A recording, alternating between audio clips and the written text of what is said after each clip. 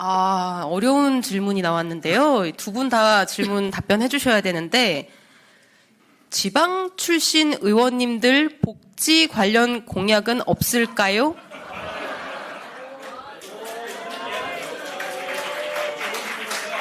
자, 다시 한번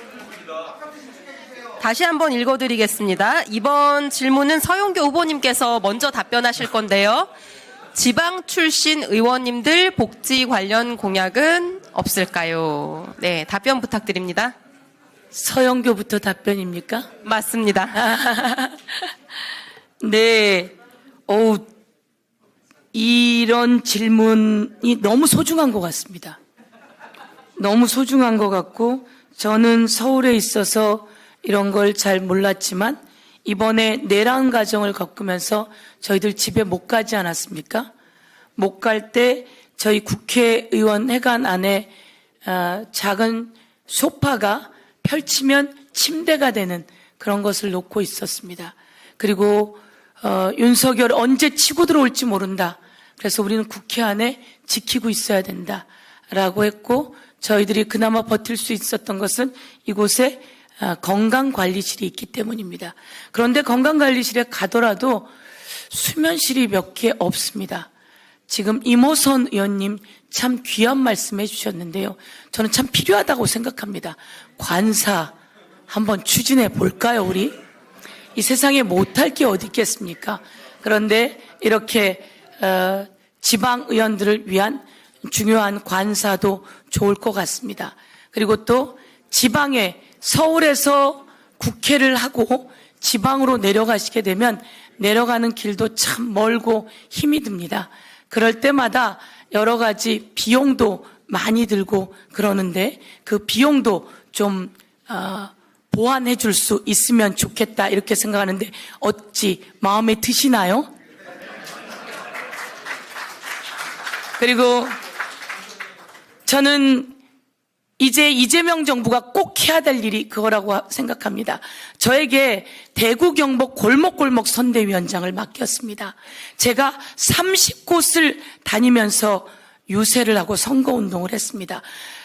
저와 함께 했던 사람들이 한 40여 명 내려가서 함께 시장통을 다 훑고 다 팔아드렸습니다. 그런데 사람이 없습니다. 그러면 이 지방에 사람을 살려내게 하려면 지방에 계신 의원들을 지원해야 되지 않겠습니까? 제가 이재명 대통령께서 저에게 후보 직속 인구미래위원회를 맡아달라고 하셨습니다.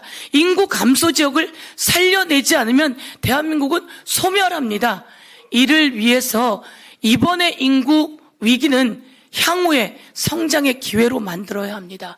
그래서 지방에 학교가 내려가면 모든 법인세를 없애주고 지방에 병원이 내려가면 모든 법인세를 없애주고 지방에 또한 기업이 내려가면 모든 세금을 면제해주지 않으면 이 위기는 극복해낼 수가 없다 이렇게 생각하면서 지방 의원님들이 먼저 예산 결산을 요구하신다면 그쪽에 배치하는 게 이런 모든 것을 해결하는데 우선이 아닐까 이렇게 생각하고 저는 표가 좀 흔들려도 좋으니 지방 의원님들께 요구하시는 곳에 주로 먼저 배치하면 좋겠다 이렇게 생각하는데 여러분 어떠신지요?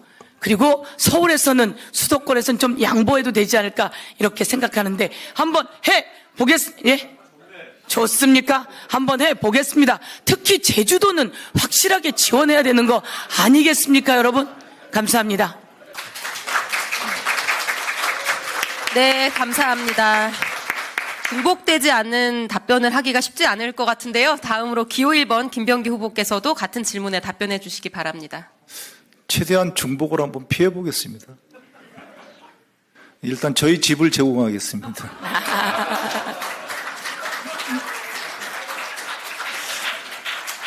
전 지방에 사실 이전 직장에 근무할 때도 지방에서 근무한 적이 없습니다. 근데 저희 지방에 내려가는 직원들이나 또 해외에 근무하는 직원들에 대해서는 저희가 그 지원금을 갖다가 제공을 하곤 합니다. 공무원들 다 마찬가지거든요. 그리고 아마 제가 호주라고 오스트레일리아라고 기억을 하는데요. 그 호주 같은 경우에는 그 의원들이 그 국회 회기 기간 내에 머무를 수 있는 그 타운을 갖다가 제공을 하고 있는 것으로 알고 있고요.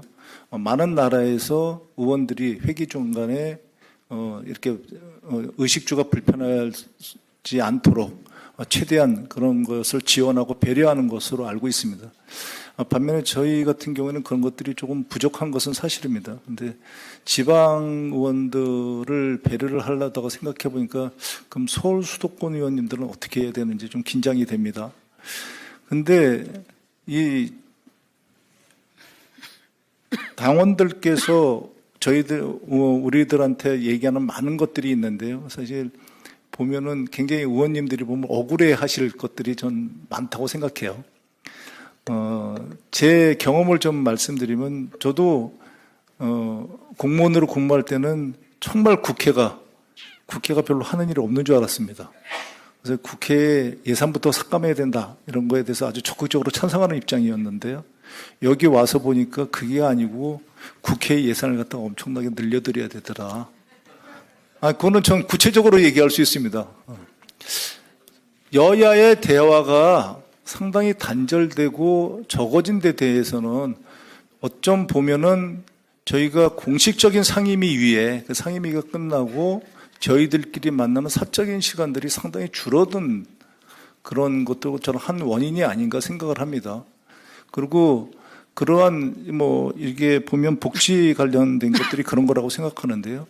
의원들이 끝나고 나서 그렇게까지 옛날처럼 회합이 없이 이렇게 집으로 돌아가고 그러는데요. 그게 참 사실 예산이라는 거를 정말 이상적으로 얘기하지만 실질적으로 들어가면 이 예산이라는 것이 사실 없이는 돌아가지 않는 것들이 많거든요. 그래서 저희 정무위 자랑을 좀 하면 저희 정무위는 복지간사를 따로 두고 있습니다. 그래서 그 복지간사가 저희들의 그걸 잘 조율하고 있거든요. 그래서 우리가 그 회합을 가질 때 어떤 그 좌장이 누구라고는 얘기하지 않겠습니다. 이름이 외자인데 그분 같은 경우에는 굉장히 잘 됩니다. 그분이 관대하기 때문이거든요. 그래서 저는 이 복지를 갖다가 공식적으로는 이 지원금을 갖다가 어느 정도 지원을 해야 되고 비공식적으로는 그런 그러니까 관대한 그런 의원들이 좌장을 하는 그런 문화를 만들었으면 합니다. 이상입니다.